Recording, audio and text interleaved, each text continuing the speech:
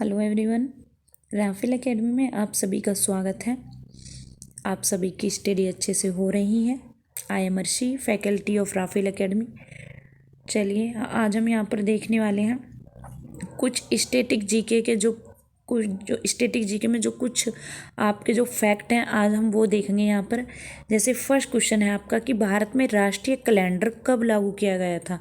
तो ये जो क्वेश्चन है ये ऐसे क्वेश्चन है कि आपके ये सभी वनडे एग्ज़ाम, आप कोई सभी ग्रुप डी का वगैरह का जो एग्ज़ाम दे रहे हैं वनडे एग्ज़ाम, सभी में कोई ना कोई एक क्वेश्चन आपका फंस जाएगा और एक दो क्वेश्चन इसमें से आते ही हैं। भारत में राष्ट्रीय कैलेंडर कब लागू किया गया था बताइए। तो ये किया गया था 22 मार्च 1957 में। ठीक है, 22 मार्च 1957 में भारत में राष्ट्रीय कैलेंडर लागू किया गया था। नेक्स्ट क्वेश्चन है शुंग वंश के संस्थापक कौन थे। शुंग वंश के संस्थापक कौन थे। तो पुष्यमित्र जो थे, जो पुष्यमित्र हैं वो शुंग वंश के संस्थापक थे। नेक्स्ट क्वेश्चन है रबर उत्पादन से। रबर उत्पादन में अग्रणी देश कौन सा है। तो थाईलैंड आपका रबर उत्पादन में अग्रणी देश है, यानी कि सबसे ज़्यादा उत्पादन होता है। भारत का एकमात्र राज्य कौन सा है जो केसर का उत्पादन करता है। तो जम्मू कश्मीर ऐसा राज्य है आपका भारत का जो कि सबसे ज़्यादा केसर का उत्पादन करता है। नेक्स्ट है भारत के राष्ट्रीय गान के गाने का निर्धारण समय क्या है। तो ये तो सभी जानते हैं 52 सेकेंड।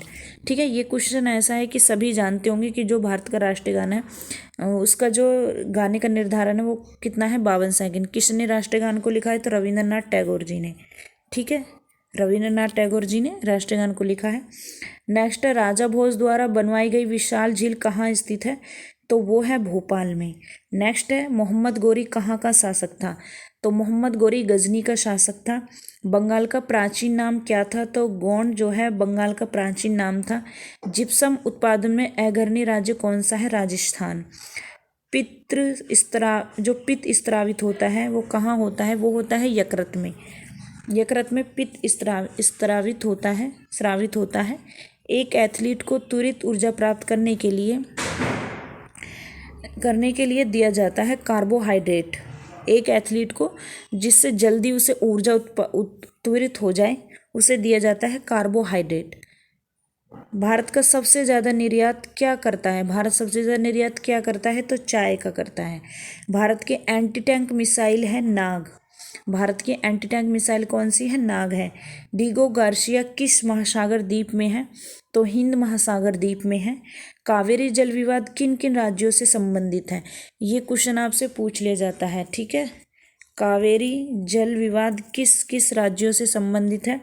तो तमिलनाडु और कर्नाटक से है। जिनसे भारत के जल विवाद हैं उनसे क्वेश्चन आपके आ जाते हैं राज्यों से। नेक्स्ट है किस देश का राष्ट्रीय ध्वज सबसे पुराना है। तो मिस्र देश का जो राष्ट्रीय ध्वज है वो सबसे पुराना है। गैल्वनाइज करने के लिए लोहे पर किस धातु की परत चढ़ाई जाती है। जस्ता की चढ़ाई जाती है। सार्क सम्मेलन किस उद्देश्य से आरंभ किया गया था। क्षेत्रीय सहयोग से। UNHCR संस्था संबंधित है शरणार्थियों से। UNSC संस्था किससे संबंधित है। जो शरणार्थी होते हैं उनसे संबंधित है। अंतर्राष्ट्रीय कोर्ट ऑफ का प्रथम भारतीय न्यायाधीश कौन थे। तो नगेंद्र सिंह थे। कुतुब मीनार को किसने पूरा करवाया था। इल्तुतमिश ने इसे पूरा कराया था। और कुतुब मीनार की अगर बात करें तो किसने इसकी नींव रखी थी या फिर किसने इसकी शुरुआत की थी। तो कुतुबुद्दीन ऐबक के द्वारा हुई थी, लेकिन इल्तुतमिश ने इसे पूरा किया गया था। ठीक है, इल्तुतमिश ने पूरा कराया था। कुतुबुद्दीन बीच में ही क्या हुआ था कि उनका वो मर चुके थे, तो इसलिए इल्तुतमिश ने क्या किया था, इसे पूरा कराया था। चौसा की लड़ाई में हुमायूं शेरशाह से पराजित हुए थे। कब हुए थे। तो 1539 ईस्वी में। बिलग्राम कन्नौज की लड़ाई में हुमायूं शेरशाह सूरी से पराजित। शेरशाह का शासन प्रारंभ कब से हुआ था। तो 1540 ईस्वी से हुआ था। हुमायूं का दिल्ली पर पुनः कब्जा कब हुआ था। तो 1555 ईस्वी में हुआ था। सीढ़ियों से हुमायूं की मृत्यु। पानीपत की दूसरी लड़ाई में हेमू की पराजय। मुगल प्रधानमंत्री बैरम खां के हाथों में पराजय 1556 ईस्वी में। अकबर ने हिंदुओं के ऊपर से जजिया कर हटाया था। कब हटाया था। 1564 ईस्वी में। तो ये पता है आपसे, ये पूछा गया है कि इसमें अगर आपको पता नहीं चला हो तो सीढ़ियों से हुमायूं की मृत्यु जो हुई थी वो पानीपत की दूसरी की लड़ाई में हुई थी, ठीक है, जिसमें हेमू की पराजय हुई थी। और मुगल प्रधानमंत्री कौन थे? बैरम खां के हाथों पराजय हुआ था। कब? 1556 ईस्वी में। नेक्स्ट है आपका, ये जो क्वेश्चन है ये आपके क्वेश्चन है बहुत ज़्यादा इंपॉर्टेंट है। ये सुप्रीम कोर्ट से संबंधित अनुच्छेद होंगे। जितने भी अनुच्छेद हम यहाँ पर देखने वाले हैं सभी आपके सुप्रीम कोर्ट से होने वाले हैं, ठीक है। नेक्स्ट आपका जो है अनुच्छेद है 124। 124 अनुच्छेद में क्या है? 124 अनुच्छेद कहता है कि सर्वोच्च न्यायालय की स्थापना और संविधान। सर्वोच्च न्यायालय की स्थापना के बारे में अगर आपसे पूछा जाए किस अनुच्छेद में है तो 124 में है।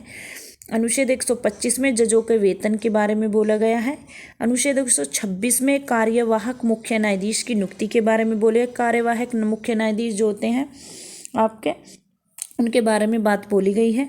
अनुच्छेद 127 में तदर्थ न्यायाधीशों की नियुक्ति, यानी कि जो हमें काम पड़ रहा है, अगर वकीलों की, जजों की क्या है, वो जो रिटायर हो जाते हैं फिर किसी काम के लिए, समिति के लिए, उन्हें फिर तदर्थ न्यायाधीशों की नियुक्ति होती है। तो अनुच्छेद 127 में ये बात बोली गई है। अनुच्छेद 128 में सर्वोच्च न्यायालय की बैठकों में सेवानिवृत्त न्यायाधीशों की उपस्थिति के बारे में बताया गया है। अनुच्छेद 128 में। अनुच्छेद 129 में बताया गया है सर्वोच्च न्यायालय रिकॉर्ड की अदालत हो। अनुच्छेद 130 में सुप्रीम कोर्ट की सीटों के बारे में बात की गई है। अनुच्छेद 131 में सर्वोच्च न्यायालय का मूल क्षेत्र अधिकार की बात बोली गई है। अनुच्छेद 131 में केंद्रीय कानूनों की संवैधानिक वैधता निरस्त के रूप में सवालों के संबंध में सर्वोच्च न्यायालय का विशेष अधिकार क्षेत्र की बात बोली गई है।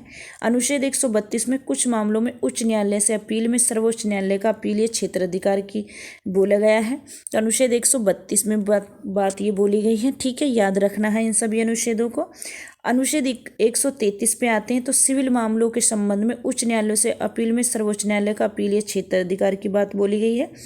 अनुच्छेद 134 है तो अनुच्छेद 134 में कहा गया है कि जो आपराधिक मामले होंगे उनके संबंध में जो सर्वोच्च न्यायालय का अपीलीय क्षेत्र अधिकार होगा वो क्या होगा, ये 134 में बात कही गई है। अनुच्छेद 134 में क्या है कि सुप्रीम कोर्ट में अपील के लिए प्रमाण पत्र की बात बोली गई है। अनुच्छेद 135 में सर्वोच्च न्यायालय द्वारा मौजूदा कानूनों के तहत संघीय कानून के क्षेत्र अधिकार और शक्तियां हैं। अनुच्छेद 136 में है सर्वोच्च न्यायालय द्वारा अपील करने के लिए विशेष अवकाश की बात बोली गई है। अनुच्छेद 137 है। अनुच्छेद 137 में सर्वोच्च न्यायालय द्वारा निर्णयों या आदेशों की समीक्षा के बारे में बताया गया है।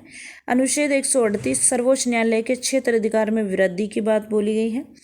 अनुच्छेद 139 कुछ रिट्स जारी करने के लिए सुप्रीम कोर्ट ऑफ पावर पर कन्वेंशन। अनुच्छेद 139 से कुछ मामलों का स्थानांतरण, यानी कि कुछ मामले ऐसे होते हैं जो स्थानांतरण किए जाते हैं। कौन से अनुच्छेद के तहत? तो अनुच्छेद 139A के तहत। अनुच्छेद 140 सर्वोच्च न्यायालय की सहायक शक्तियां। सर्वोच्च न्यायालय से, सुप्रीम कोर्ट से क्या है कि आपसे क्वेश्चन पूछे जाते हैं तो आपको ये अनुच्छेद याद होने चाहिए। अनुच्छेद 141 सुप्रीम कोर्ट द्वारा घोषित कानून सभी अदालतों पर बाध्यकारी है। अनुच्छेद 142 में सुप्रीम कोर्ट के आदेशों और आदेशों की परिवर्तन और खोज आदि के आदेश। अनुच्छेद 143 सुप्रीम कोर्ट से परामर्श करने की राष्ट्रपति की शक्ति। अनुच्छेद 144 सुप्रीम कोर्ट की सहायता में कार्य करने के लिए नागरिक और न्यायिक अधिकारी। अनुच्छेद 144A कानूनों की संवैधानिक वैधता से संबंधित सवालों के निपटान के लिए विशेष प्रावधान। अनुच्छेद 145 में क्या है कि जो अदालत के नियम आदि के बारे में बताया गया है। अनुच्छेद 146 अधिकारी और नौकर और सर्वोच्च न्यायालय का खर्च के बारे में बात कही गई है। अनुच्छेद 147 व्याख्या के बारे में बताया गया है, ठीक है। तो ये कुछ इंपॉर्टेंट आपके अनुच्छेद थे सुप्रीम कोर्ट से। तो वो सारे यहाँ पर हमने देख लिए हैं कौन कौन से रिलेटेड हैं, कौन कौन सी शक्तियाँ दी गई हैं, शक्तियों के बारे में कौन सा अनुच्छेद है। सभी के अपीलीय क्षेत्र अधिकार जो होते हैं सर्वोच्च न्यायालय के, उन सभी के जजों की नियुक्ति के लिए सब चीज़ों के बारे में यहाँ पर सारे जो जितने भी अनुच्छेद हैं हम देख चुके हैं। तो ये अनुच्छेद आपको याद होने चाहिए, ठीक है। चलिए फिर वीडियो को करते हैं यहीं पे ख़त्म। Thank you so much.